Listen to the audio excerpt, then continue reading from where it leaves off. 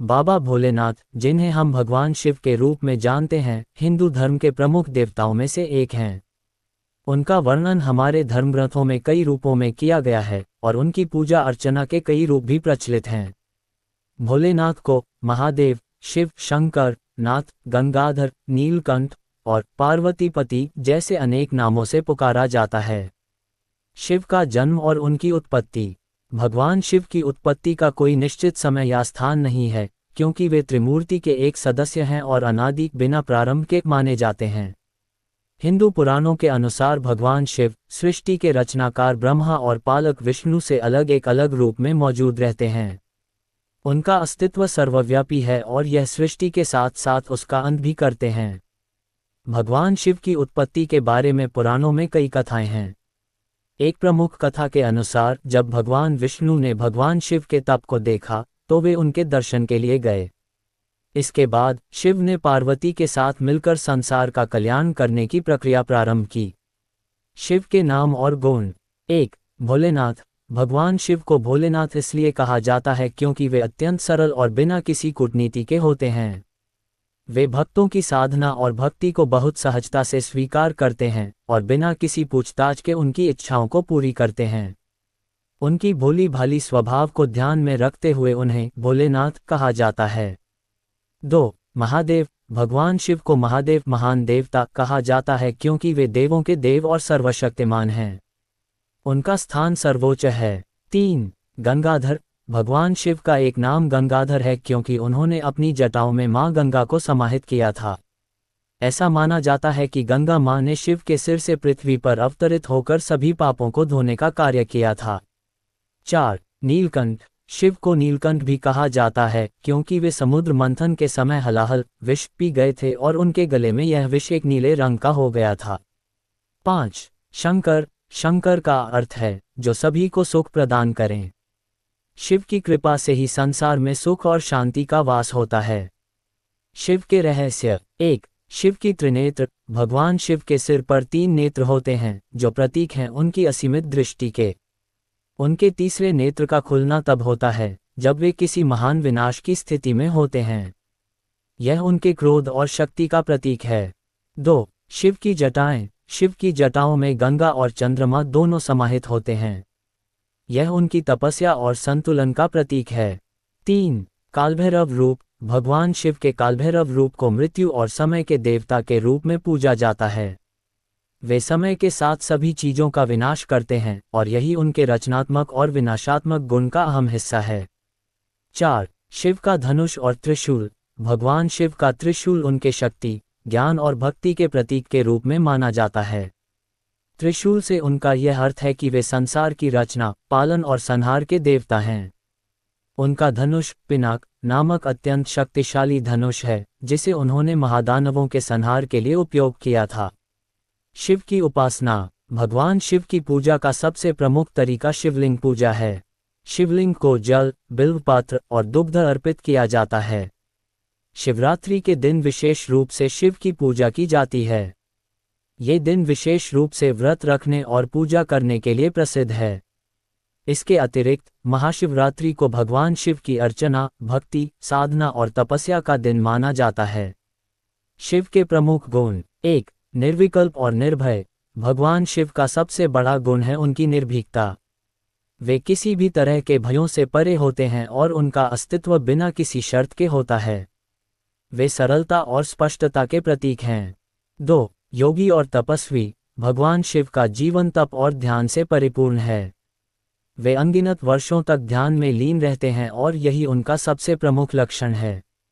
वे योग के महान आचार्य हैं और उनका योग, साधना और ध्यान के क्षेत्र में बहुत गहरा ज्ञान है। 3. सर्वव्यापी। भगवान शिव को सर्वव्यापी माना जाता है। उनका अस्तित्व प्रत्येक कण में व्याप्त है जो जीवन और मृत्यु के बीच संतुलन बनाए रखता है। भगवान शिव भोलेनाथ के रूप में हमारी आस्था के केंद्र हैं। उनका जीवन साधना, भक्ति और संतुलन का प्रतीक है। वे भूत प्रेत, राक्षसों और देवताओं से परे होकर समस्त सृष्टि के रचनाकार और संहारक हैं। उनकी पूजा केवल एक धार्मिक अनुष्ठान नहीं बल्कि जीवन के हर पहलू में संतुलन और शांति लाने का मार्ग है। भगवान शिव के 12 अनमोल वचन। भगवान शिव दुनिया के सभी धर्मों का मूल हैं। शिव के दर्शन और जीवन की कहानी दुनिया के हर धर्म और उनके ग्रंथों में अलग अलग रूपों में विद्यमान है। भगवान शिव के अनमोल वचनों को आगम ग्रंथों में संग्रहित किया गया है। आगम का अर्थ ज्ञान अर्जन। पारंपरिक रूप से शैव सिद्धांत में 28 आगम और 150 उपागम हैं। शिव पुराण, शिव संहिता, शिव सूत्र, महेश्वर सूत्र और विज्ञान भैरव तंत्र सहित अनेक ग्रंथों में अनमोल वचनों को संग्रहित करके रखा गया है। उनमें से ही कुछ अनमोल मोती। 1. कल्पना ज्ञान से महत्वपूर्ण। आइंस्टीन से पूर्व शिव ने ही कहा था कि कल्पना ज्ञान से ज्यादा महत्वपूर्ण है। हम जैसी कल्पना और विचार करते हैं वैसे ही हो जाते हैं। सपना भी कल्पना है। अधिकतर लोग खुद के बारे में या दूसरों के बारे में बुरी कल्पनाएं या ख्याल करते रहते हैं। दुनिया में आज जो दहशत और अपराध का माहौल है उसमें सामूहिक रूप से की गई कल्पना का ज्यादा योगदान है। 2. बदलाव के लिए जरूरी है ध्यान। आदमी को बदलाहट की प्रामाणिक विधि के बिना नहीं बदल सकते। मात्र उपदेश से कुछ नहीं बदलता। भगवान शिव ने अमरनाथ गुफा में माता पार्वती को मोक्ष की शिक्षा दी थी। पार्वती और शिव के बीच जो संवाद होता है उसे विज्ञान भैरव तंत्र में संग्रहित किया गया है। 3. शून्य में प्रवेश करो। विज्ञान भैरव तंत्र में शिव पार्वती जी से कहते हैं, आधारहीन, शाश्वत, निश्चल आकाश में प्रविष्ट हो। वह तुम्हारे भीतर ही है। भगवान शिव कहते हैं, वामो मार्ग परमगहनो योगितम्य गम्य, अर्थात वाम मार्ग अत्यंत गहन है और योगियों के लिए भी अगम्य है। मेरुतंत्र। भगवान शिव के योग को तंत्र या वामयोग कहते हैं। इसी की एक शाखा हठ योग की है। 4. आदमी पशुवत है। मनुष्य में जब तक राग, द्वेष, ईर्ष्या, वैमनस्य, अपमान तथा हिंसा जैसी अनेक पाश्विक वृत्तियां रहती हैं, तब तक वह पशुओं का ही हिस्सा है। पशुता से मुक्ति के लिए भक्ति और ध्यान जरूरी है। भगवान शिव के कहने का मतलब यह है कि आदमी एक अजायब घर है। आदमी कुछ इस तरह का पशु है जिसमें सभी तरह के पशु और पक्षियों की प्रवृत्तियां विद्यमान हैं। आदमी ठीक तरह से आदमी जैसा नहीं है। आदमी में मन के ज्यादा सक्रिय होने के कारण ही उसे मनुष्य कहा जाता है, क्योंकि वह अपने मन के अधीन ही रहता है। 5. मरना सीखो। यदि जीवन में कुछ सीखना है तो मरना सीखो। जो मरना सीख जाता है वही सुंदर ढंग से जीना जानता है। 6. गायत्री मंत्र। गायत्री मंजरी में शिव पार्वती संवाद आता है जिसमें भगवती पूछती हैं, हे देव, आप किस योग की उपासना करते हैं जिससे आपको परम सिद्धि प्राप्त हुई है? उन्होंने उत्तर दिया, गायत्री ही वेद माता है और पृथ्वी सबसे पहली और सबसे बड़ी शक्ति है।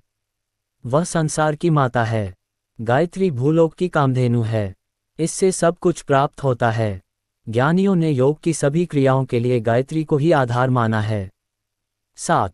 जीवन को सुखमय बनाने के लिए भोजन और पान पेय से उत्पन्न उल्लास, रस और आनंद से पूर्णता की अवस्था की भावना भरें, उससे महान आनंद होगा।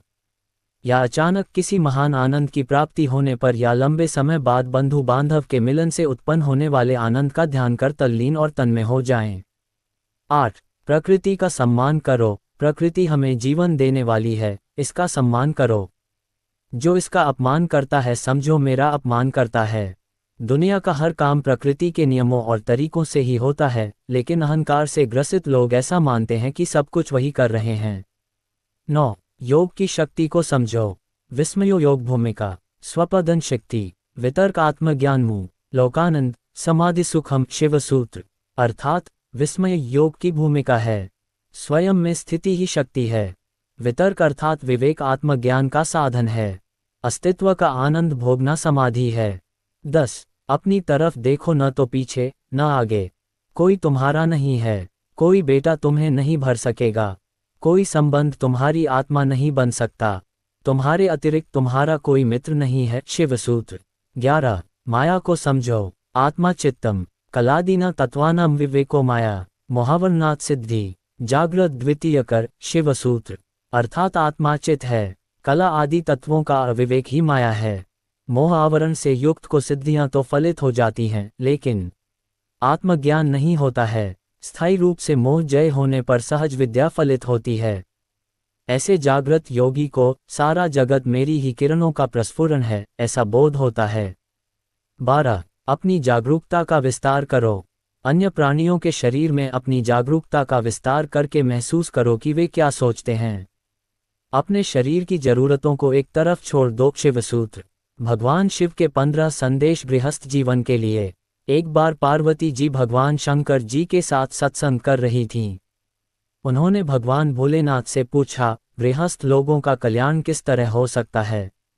शंकर जी ने बताया, ऐसे गृहस्थ पर सभी देवता, ऋषि एवं महर्षि प्रसन्न रहते हैं जिनमें ये गुण हो। 1. सच बोलना। 2. सभी प्राणियों पर दया करना। 3. मन एवं इंद्रियों पर संयम रखना। 4. सामर्थ्य के अनुसार सेवा परोपकार करना। 5. माता पिता एवं बुजुर्गों की सेवा। 6. शील एवं सदाचार से संपन्न रहना। 7. अतिथियों की सेवा को तत्पर रहना। 8. क्षमाशील रहना। 9. धर्मपूर्वक धन का उपार्जन करना। भगवान शिव ने आगे बताया, 10. जो दूसरों के धन पर लालच नहीं रखता। 11. जो पराई स्त्री को वासना की नज़र से नहीं देखता। 12. जो किसी की निंदा चुगली नहीं करता। 13. जो सबके प्रति मैत्री और दया भाव रखता है।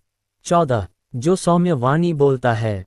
15. स्वेच्छाचार से दूर रहता है। ऐसा आदर्श व्यक्ति सुखी गृहस्थ होता है, स्वर्गगामी होता है। भगवान शिव ने माता पार्वती को